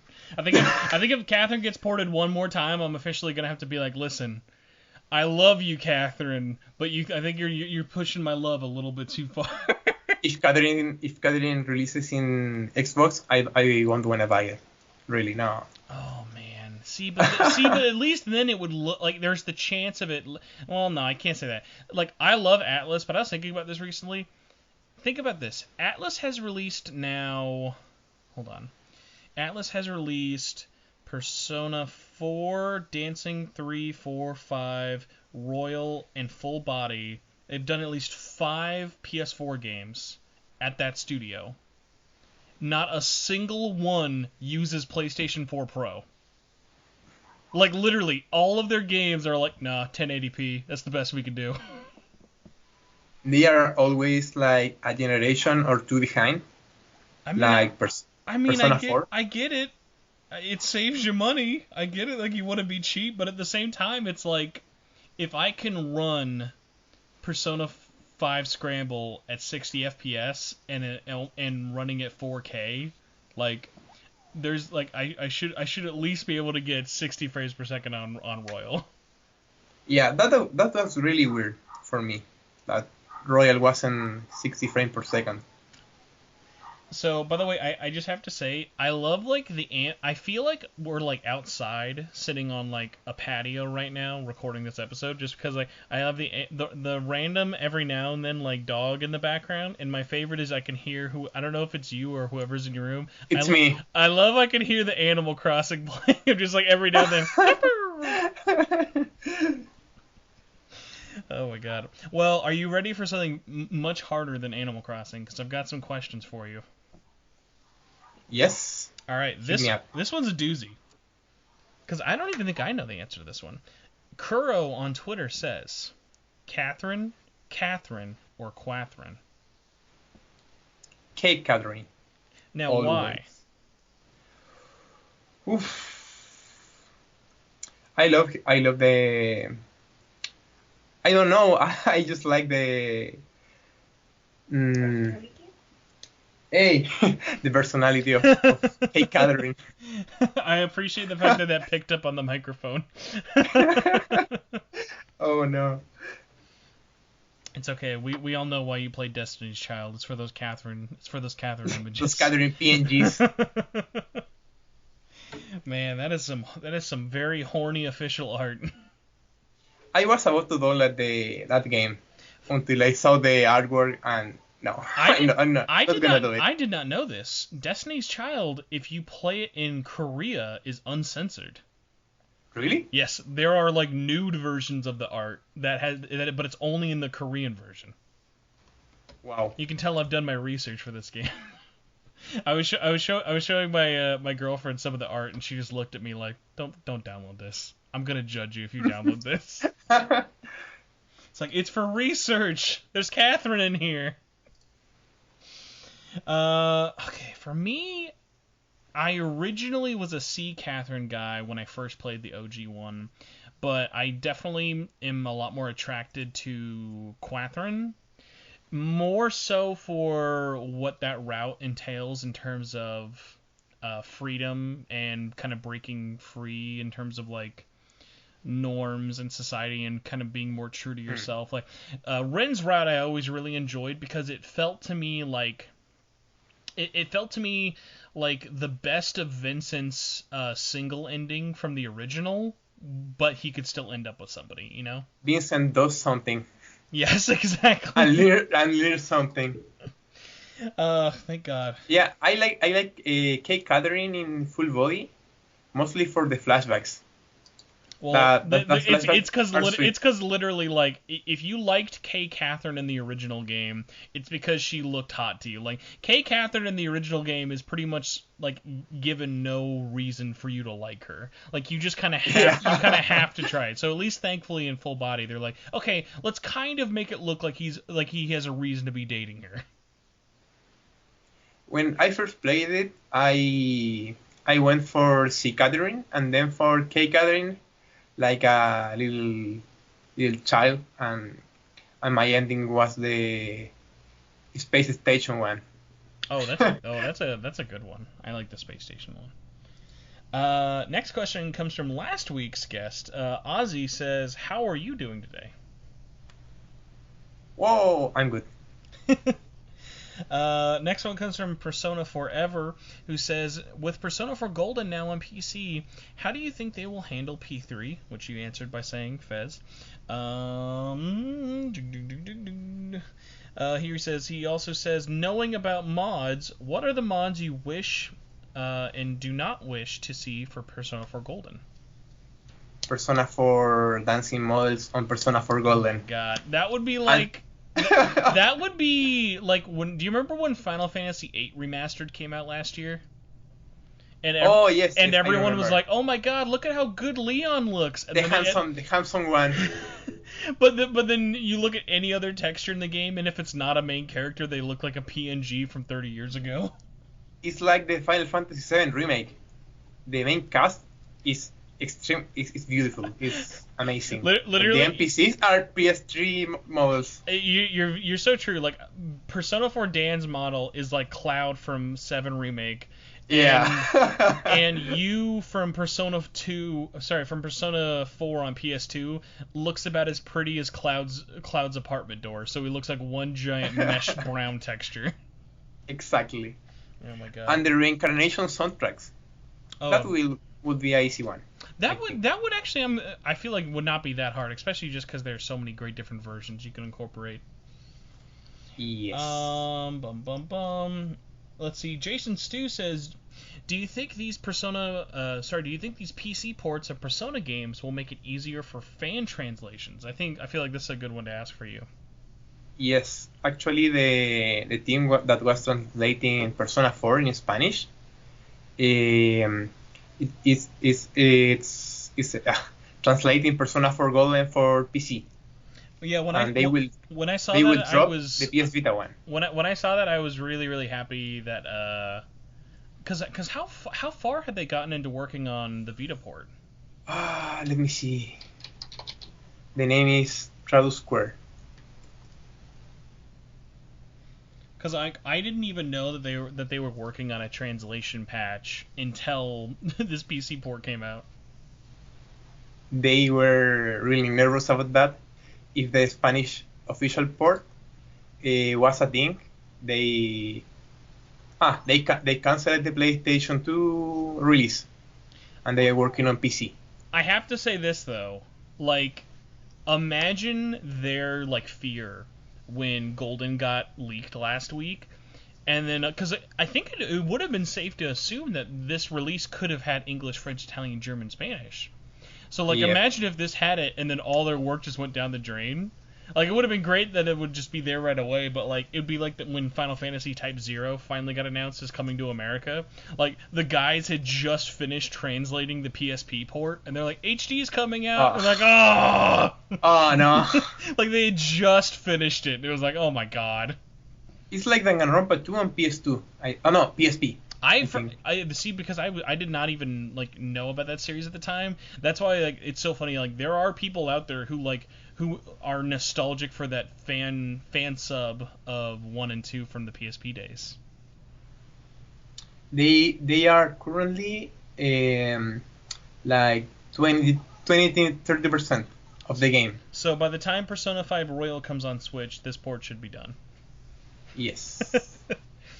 Probably. Our final Twitter question comes from K-Dog, who says, do you think this PC port is a sign of Persona leaving exclusivity on PlayStation? I'm going to answer this one just because I have a little bit better insight, because I get asked this a lot as someone who likes to talk about... I feel like I'm one of the few people out there who, like, I feel like I'm probably the loudest person on Twitter who talks very definitively.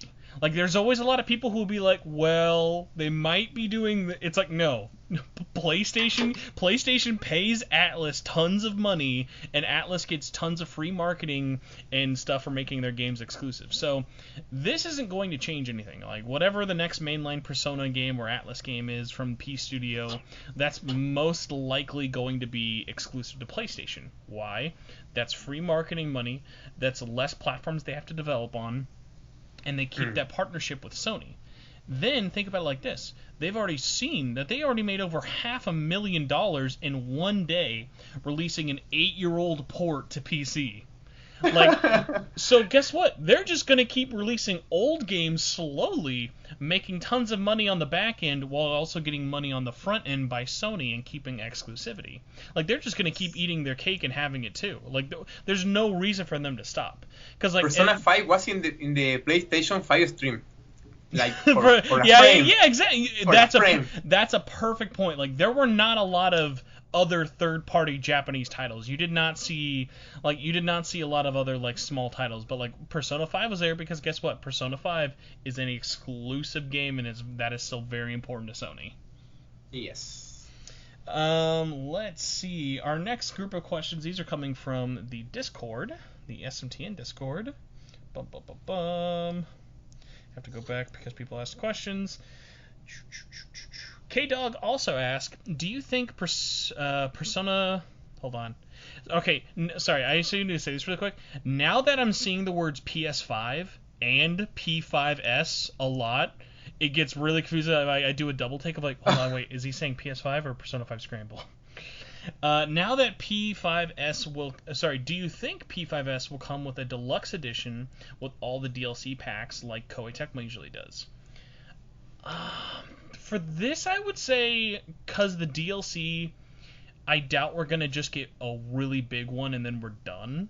That'd be nice, but I'm going to say probably if we are getting DLC at launch, we're going to get it free in America just to make up for how long it's been.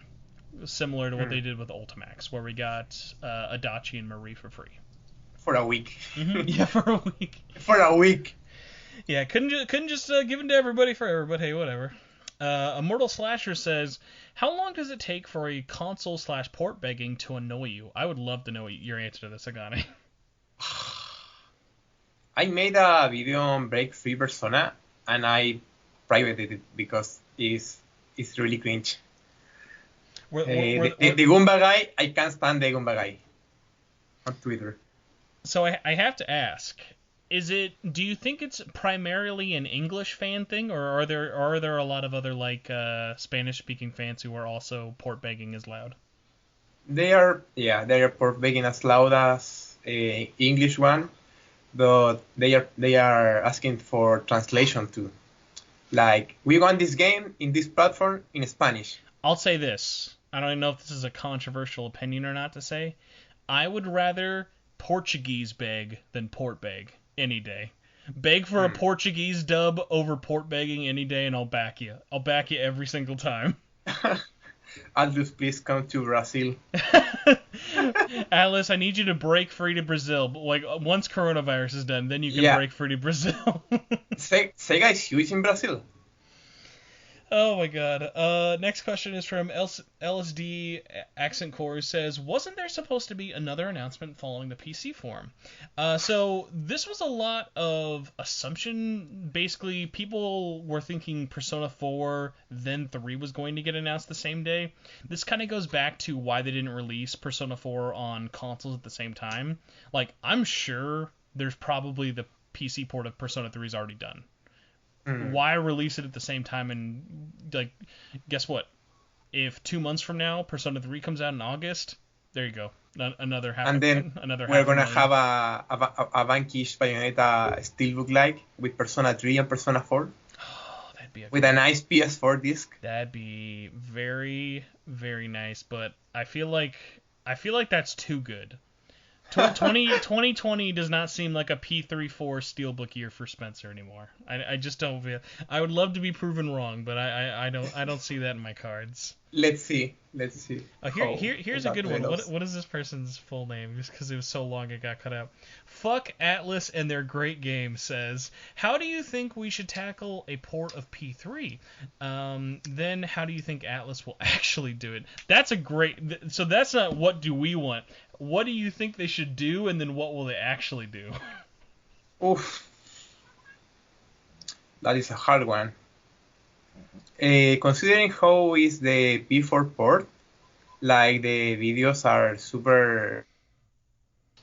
I think they will be full waifu 2x with all the textures and the files. I don't know how to answer that. No. You're good for it. I understand for it. It is one of those weird ones of like, it's like in my head, it's like, hey, they should release Persona 3 Portable because they blah blah blah blah blah blah, and then when Persona 3 comes out, it's just Fez with no changes at all. It's like, I can't even be disappointed. I wonder if the Persona 3 Portable is based on the Persona 3 FES like ROM. I don't know how to say it, with downscale graphics. Well, because remember, with the exception obviously of the social elements, the battle models aren't any different than Fez. All the models in Tartarus are the exact same, just a lower resolution. They are probably like Pokemon, like escalated from the PC to the 3DS. Plus, let's be real. If they do Fez and they don't do portable, then that means no Margaret or Theo in PC. Yeah. I totally forget, by the way, every time that I always remember Theo is in P3P. I always forget Margaret's in P3P. She's even a super boss. I totally forgot about that. Yes, the super boss of P3P. Let's see. Next question comes from Matt the Wab, not the Web. Says, with the apparent success of Persona 4 Golden's PC port, how much do you think this will influence Atlus's future decisions for multi-platform support? So kind of answered that in terms of expect exclusivity for new stuff, obviously without stuff like Scramble, because that's already multi-plat. But yeah, expect old stuff to start coming out more, but new stuff to still be exclusive, which will probably still make people like really mad. The next year is the 25th anniversary of Persona series. Probably we will see some ports. I honestly wouldn't be surprised if we get nothing but PC ports this year, and then they just compile them all and do consoles for the 25th anniversary. Yeah, this was. I think there was a patent from C13 collection. See, but then like at the same time, I have like so many other, especially for older stuff, of like, okay, I want them to finish Eternal Punishment PSP, but I would also love for them to actually do the PC port of Persona 1, so that way we could have a original version of that game fully complete in English. Yeah, Revelations PC collection. Let's see if we have any other one of these. What series would... Oh, by the way, this is by 481D Crackers. He says, what series would be tackled by Atlus after Persona and Shin Megami Tensei has finished development? So which series, if you had it up to you, would you want them to try next? This could be like something new, or is it like an older franchise they haven't touched in a while? The only dreamed about by you and me, probably, Catherine 2. Takes place takes place in Catherine space. 2. Catherine 2 in the space. Besides Catherine, I'm expecting Refantasy, Cross Hanshino. I hope that Trauma Center comes back someday. Oh, that's a good one. Yeah, people do ask a lot about Trauma Center, like more than I would ever like guess, honestly. Devil Summoner. It's a good one too. I hope that Atlus make a port of the PS2 games next. I am trying to send you an image, and my phone really doesn't want me to send it to you as a natural image, so I'm going to have to be really ghetto and just screenshot this. So I'm sending this to you on Twitter. Let me know when you see it. We got asked this by Immortal Slasher, and he says you can only pick 3. Oh. You get 3 choices out of a bunch of franchises.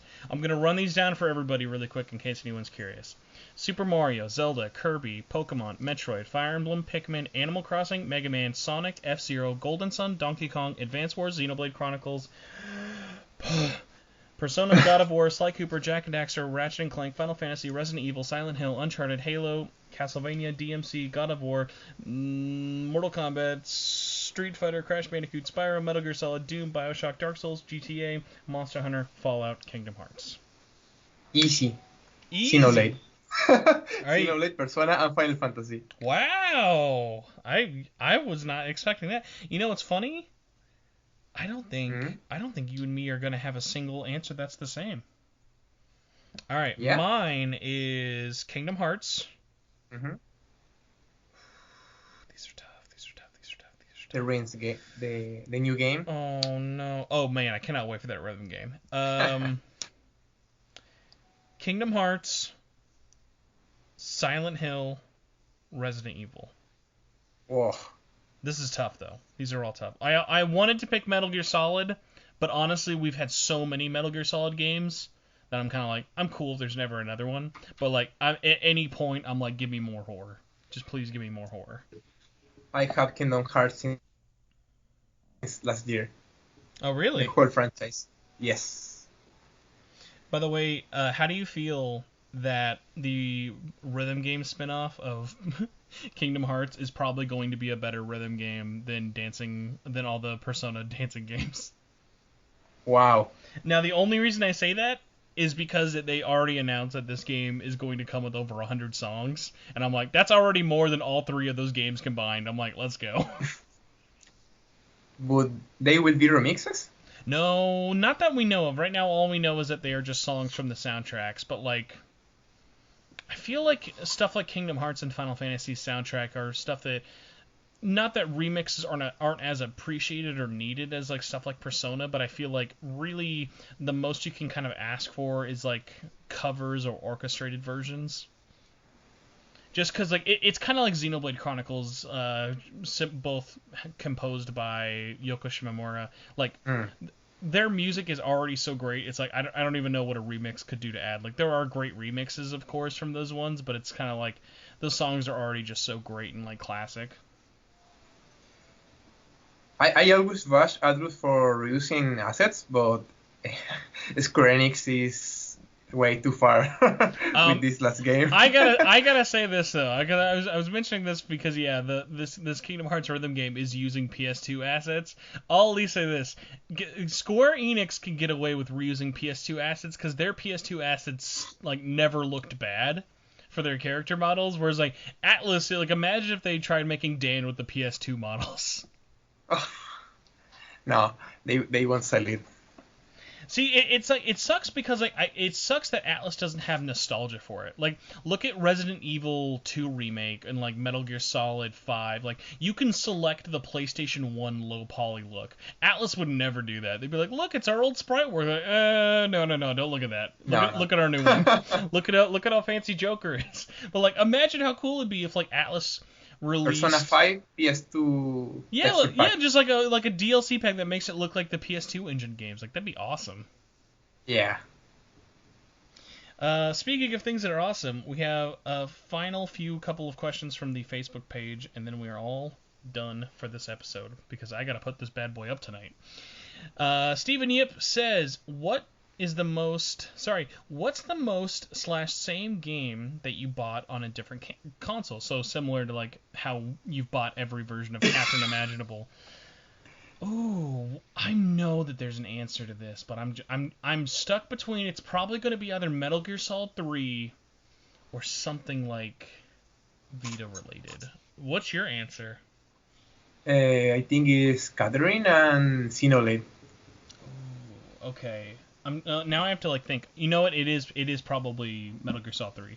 So I have Metal Gear Solid 3, the original release, Subsistence, HD on PS3, HD on Vita, Metal Gear Solid 3 3D on 3DS, and I swear there's another one, but still 5 versions of a game is still a lot.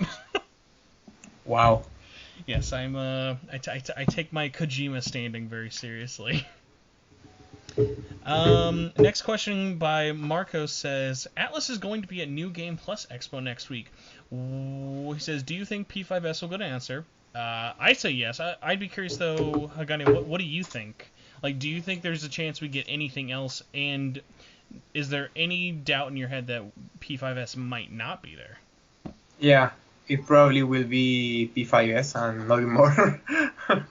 So, other thing you wanted to say is, he asked how we thought about the Catherine demo, which we talked about. I'd be curious about this. Obviously, no shadow drop for 13 Sentinels demo. How likely is it that Atlus announces P5S and they launch the Scramble demo the same day they announce it? Like, that's been my big thing of, like, if they... I think I even did that. I think you were even in that Discord call when everyone was talking. I think this was in LaRue's Discord a couple of weeks back where, like, I was like, if Atlus just puts out Scramble's announcement with the demo, like, they've won the show. Like, there's no other news that could be better than that. Yeah, but they are not that good in marketing. In my opinion, they are not gonna do it. It's like, look, here's this perfect idea. You don't even gotta do anything that extra. It's already been done in Japan. And they're like, nah, I can't No. hear you. I gotta work on this dub from home.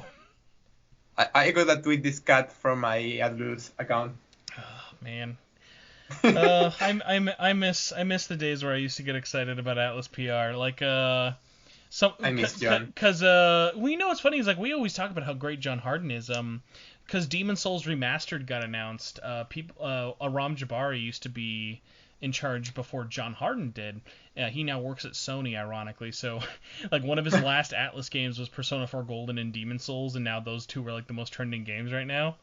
But what's so funny is like he had like one of his most like famous videos where like he would do unboxings and like smell the Atlus games, and it was like there was a comment that was like, "Oh, I bought Demon Souls because the Atlus PR person smelled it and said it smelled good." And it was like, "Oh, I gotta buy Really? it." Oh yeah.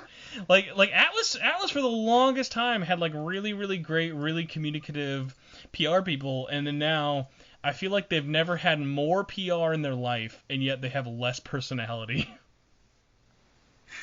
Like, I know at least 5 people who do PR for Sega Atlus, and it's like Sarah is a great example. Sarah and Ari or Zach are really nice people or whatever, but I don't feel like their personality comes through. Like, Atlus as a brand doesn't want to have a person for whatever reason, so it just kind of makes it sort of makes their official Twitter account just sort of feel like a lifeless void. Yeah, they post sometimes they post things related to the games, but they are at the end of the day are personal accounts. So, on a less depressing thing, though, besides that, next question is... this one I really actually want to ask you, because I'm going to look this up, but I'd be curious what you say. Matthew Patterson says, I just traded in Persona 5 Royal. Guess how much I got for trade credit? How much? No, I want you to guess. I'm going to pull it up, and we'll see if how close you are. I discovered the trade credits in Steam like yesterday. I don't really know. Alright, if you trade in Persona 5 with the Steelbook... Oh, that's depressing. You get... Persona 5 Royal. Sorry. Yeah, Persona 5 Royal, you get, at GameStop, $20 in store credit. So, yeah. Power to the player, I guess. That's the joy of the game being 3 months old, I guess. But I mean, hey, I guess with how much it goes on sale, I guess that's not that surprising. It's like a 4-year-old game with 10-hour plus third semester, Caligula story, $20. You know what? I feel like because of the print size for stuff like Caligula Effect is probably a lot tinier, but that'll stay a lot more expensive than like P5R. Yeah, especially the Switch port, because Switch is expensive. All right, this is going to be our last questions by Damien Currit, which I probably totally butchered. Aside from SMT and Catherine, what other Atlus games do you want to see ported to other platforms? So let's say you can pick one Atlus game and you can port it to any platform you want. Which one is next and why? Muramasa. Not an Atlus game, actually. That was a Marvelous game. Vainilla. Oh. Yeah, well, so I would count those Atlus published Vanillaware games as Atlus games. For whatever reason, I think that's because it was like originally a Wii title. Marvelous did all the publishing for Muramasa, so Atlus actually doesn't get any money from that one. Oh, I didn't know that. PC Atlus games. I don't know, Persona or SMT games. Well, let's say for this case you can't do anything that's Persona or SMT. It has to be like one of the Outliners. I'll give you a weird one for mine, because I was thinking about this. It's like I want this ported just because it's technically non-English. I want them to port to either PS4 or Switch Etrian Mystery Dungeon 2, because we never got it for no reason. I'm not big on Etrian Odyssey games. Probably Ryan Storia. Ooh, yeah, that'd be good. What platform would you put it on? And also, would you do the remake or the original? They will probably do a remake. But what platform would to you reuse put it the on? assets. That's true. Probably put in on PC for more coverage. You see that a PC port will last for longer than a console port. Very true. And if you do it to PC, it makes it a lot easier to bring it to other platforms later on. Even though Yes. making a PC port is technically a lot harder, which is ironic when you think about it. Like, all these games are made on PCs, but like when you're bringing a game over to, like, let's say Switch, you have to think about two modes: playing it docked and playing it undocked. When it comes to PC, you have to think of, okay, can my grandma's Windows 98 computer run Catherine Classic or not? Like, there are just so many different crazy factors you have to think of. Well, that is it for questions, and we've almost gotten to the 2-hour mark, so I will, first, I guess I gotta say thank you. Hagane, we made it down to the wire, but depending on how my internet decides to be tonight, we thankfully got this up in the nick of time for Tuesday, so thank you so much for coming on and talking with me. Thank you so much for inviting me and bearing my English for all this time. It was even better than last time. Only Yeah. aided by the fact that you had a very, very quiet guest with you. But besides that though, where would you like people to find you and everyone else at the Velvet Network online? You can find us on Velvet Network on Twitter, Facebook, Instagram, and YouTube. You know what I've always wondered for you? What does the most, like, where do you get, like, the most social media? Like, would it be, like, Facebook, Twitter, or Instagram? I feel like it's about one of those three. The most... I like Twitter the most, but Facebook is more popular in Latin America. Okay. For some reason. I mean, hey, I understand. As someone who brings in, like, the two things that I remember when I started the Facebook group for SMTN, the ones that surprised me the most, but I've grown numb to it, is like a lot of people from Latin-speaking countries and a lot of people from the Philippines. In fact, there are people in the SMTN group speaking Spanish. That like, you know what's funny? When we like first started, because there were so many primarily English speakers, we used to actually get posts before. I think this was before Facebook had auto translate, but it was really funny. We'd have people who would post in like broken English, be like, "Is it okay if I speak other language here?" And I'm like, why would we say no to that? It's like, No. Like, this is America's group. You get out of here. This is America. It's just so funny now, because like, especially because most of these websites all have like an auto translate. It's like, even if it's like half busted and like a terrible translation, it's like most people can still kind of talk to each other no matter what. Yeah. English is the universal language. Mm-hmm. Well, I'm trying to think now. Oh no, yes, now it's my turn. So you can find me on Twitter. I'm at Torchwood4SP. You can find the podcast at SMT Network. You can join the multilingual Facebook group we were just talking about by going to facebook.com/groups/SMT Network. You can find the Facebook page there as well, or just look up SMTN. Besides that, you can find my channel where I post all of this lovely audio and sometimes video content by searching Shin Megami Tensei Network or Spencer Presley. All the links for everything we talked about will be in the description below. And yeah, I guess that is it. The next time this podcast has an episode, assuming I don't have everything blow up in my face, Hagane, we're going to have another Persona game announced. Yes. And the craziest thing, this is going to be the longest we've ever gone from a game being out in Japan to being announced in America. Really? Because think about it, by the time all is said and done, Persona 5 Scramble will have been announced 1 year and 3 months in between Japan and America. Yeah, the Persona Super Live 2019. Every time I think about that, it's so insane just to think, like, I've beaten this game before it has even been announced. Like, it's just It's so, like so Catherine weird. Full Body.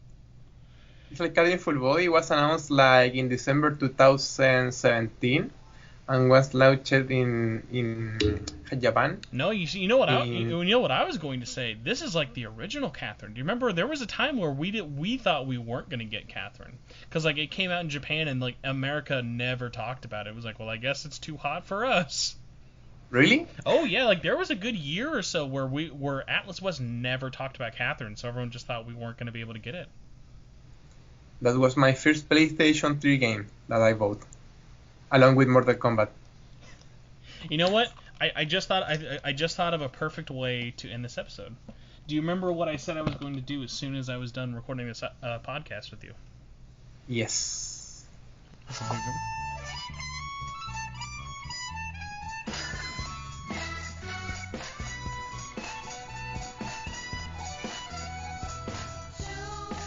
I gotta be real, that harmonica takes me back so hard.